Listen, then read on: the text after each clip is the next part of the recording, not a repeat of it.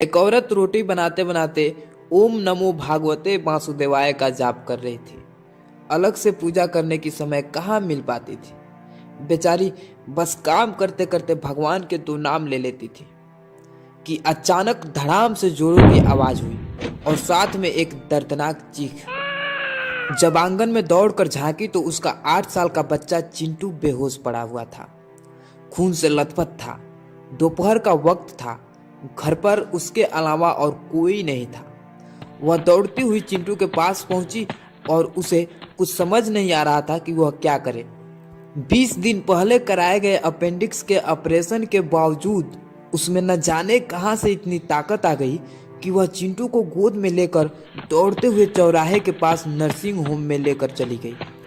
रास्ते में जी भर भगवान को कोसती रही, बड़बड़ाती रही कि हे कन्हैया, क्या बिगाड़ा था मैंने तुम्हारा जो मेरे बच्चे के साथ ऐसा किया।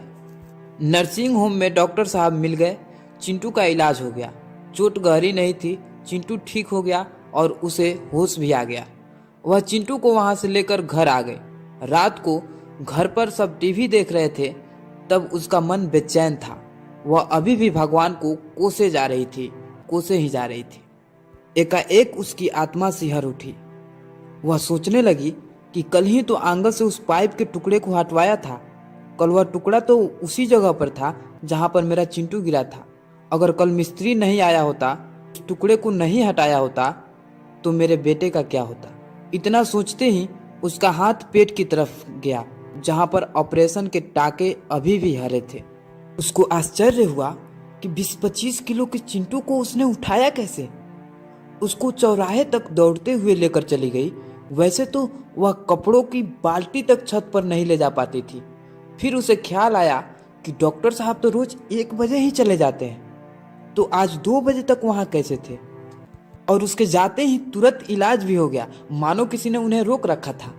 अब तो सारा खेल समझ चुकी थी। उसको समझ में आ गया कि भगवान ने उसकी किस प्रकार से मदद की है।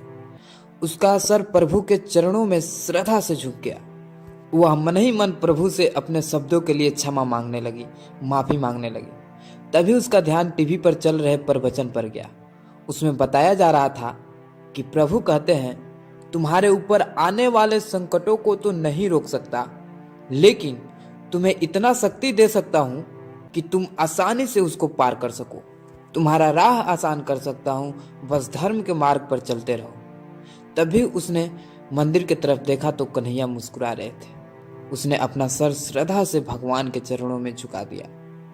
दोस्तों, भगवान के नाम को लेते ही मनुष्य में एक सकारात्मक सोच, एक सकारात्मक ऊर्जा भर जाती है, जिससे कि उसको अपना जीवन रूपी नाव को पार करने में बहुत सहयोग मिलता है, बहुत सहायता मिलती है। दोस्तों, आपको यह कहानी कैसी लगी कमेंट बॉक्स में ज़रूर बताएं। और अभी तक आपने हमारे चैनल को सब्सक्राइब नहीं किया है तो सब्सक्राइब करें।